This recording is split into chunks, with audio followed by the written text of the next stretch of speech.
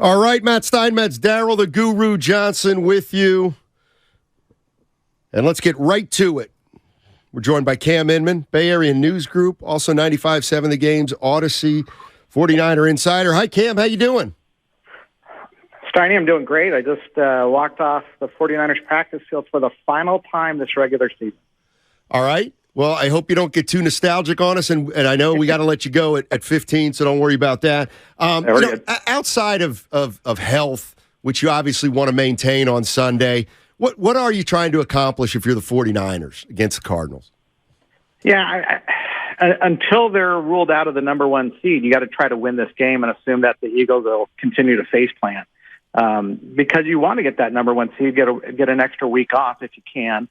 But most of all, you need to win the game because you want to be at least the number two seed so that you have two home games and have an easier path, because it's all about the end game of getting to the Super Bowl and winning it, and whatever the easiest path is. And usually that's regarding the number of games and being at home for as long as you can. So there's enough incentive there, Matt, where I'd imagine Kyle Shanahan is, when he talked to us in about a half hour, he's not going to stash any players for the playoffs. We're going to roll all these guys out there, and their playing time may fluctuate and may become fluid even before kickoff or at halftime or the fourth quarter, depending on how things are looking around the NFC. Cam, the Brock Purdy story is incredible. And I told Steiny and the listeners, you know what? Kyle's blown 10-point leads, 2019, the first two games of this season. But as much as I'm fascinated with the Purdy story, I think Kyle Shanahan and the job he's doing is getting buried a bit. Can you just talk about how he's done under Brock Purdy to allow him to show the world, hey, I got this and my team still has action? This is Kyle Shanahan's sixth year, and there's no year where I think he's been more deserving of Coach of the Year. He has this team going to the playoffs. They've won 9 games in a row.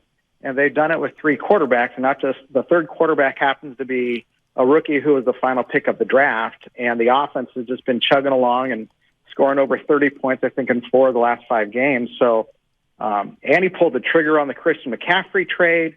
They have a wonderful defense that they've continued over the years, even though they've changed coordinators on the defensive side, changed coordinators on the offensive side.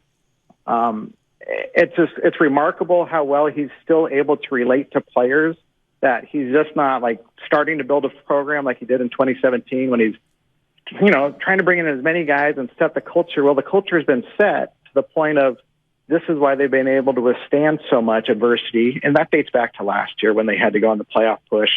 But it seems like by inserting Purdy, it spiced up the offense. I don't know, a little bit more. It seems a little bit more enjoyable to watch, if you could say. I don't know if you agree with that, but it just seems like Purdy's become such a fun watch. Like, how is he going to get out of, what kind of magic act is he going to do here? And I think you're more willing to accept some mistakes from him, knowing there might be rookie mistakes or might be a little too aggressive.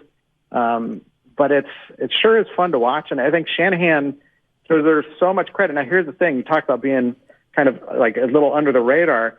Well, everybody on the East Coast thinks the Giants coach, Brian Daboll, has done a magnificent job, right? And he has. They're 9-6-1. They're in the playoffs.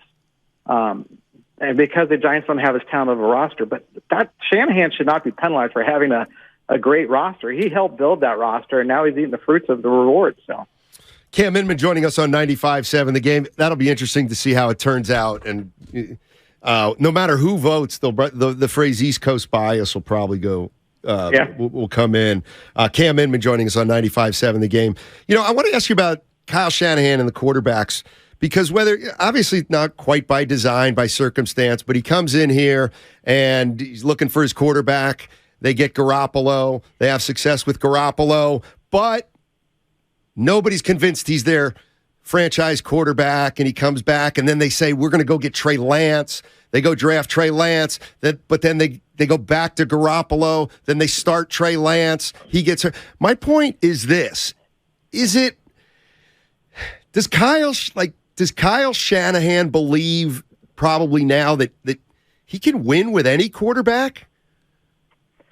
I think he believes he can win with any good quarterback, Matt. And I mean that because, you bring in Brian Hoyer at the start of the tenure in 2017, Hoyer couldn't win a game. And then he kind of sputtered through C.J. Beathard and Nick Mullins, and they flashed here or there.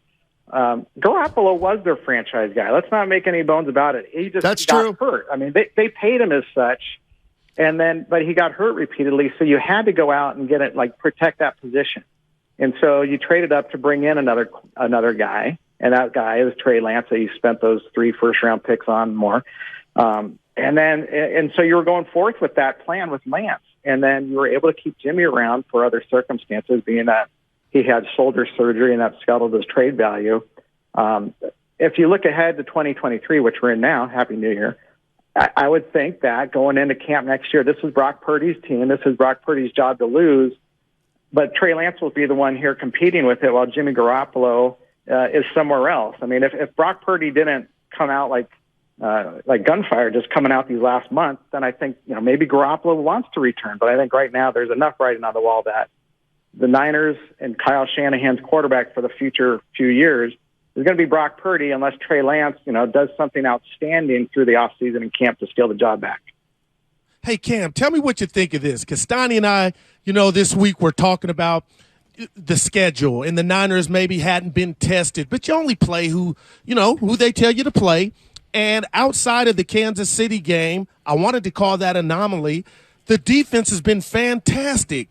But what happened in Sin City? Because I want to say it was just an off day, but how did you process seeing Stidham and the Raiders kind of have their way with the Niner defense?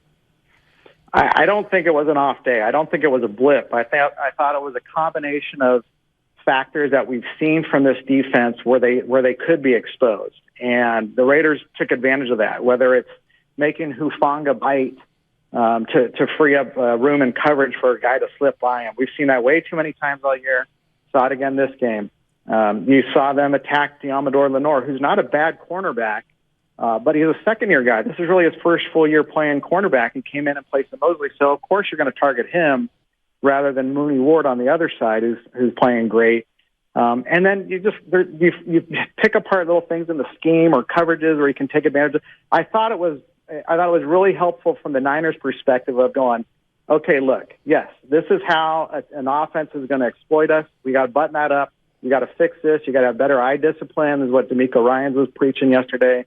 You got to be more disciplined in your pass rush lane so those mobile quarterbacks don't get by you, because in the playoffs, there are mobile quarterbacks awaiting you. But that could be Jalen Hurts in the championship game, Dak Prescott. I think Aaron Rodgers will be coming to Levi's Stadium in a week for the wild card game. Number 2 versus 7. I mean, talk about drama. Holy cow. And I can tell you the Niners, the Packers may be on a heater right now. The Niners don't have that much respect for them. Not after having beaten them the last couple postseasons. They'd welcome that. I'm actually completely with you on that one, and we will talk about it after we hang up. Thanks, Cam. Really appreciate it, and have a good time this weekend.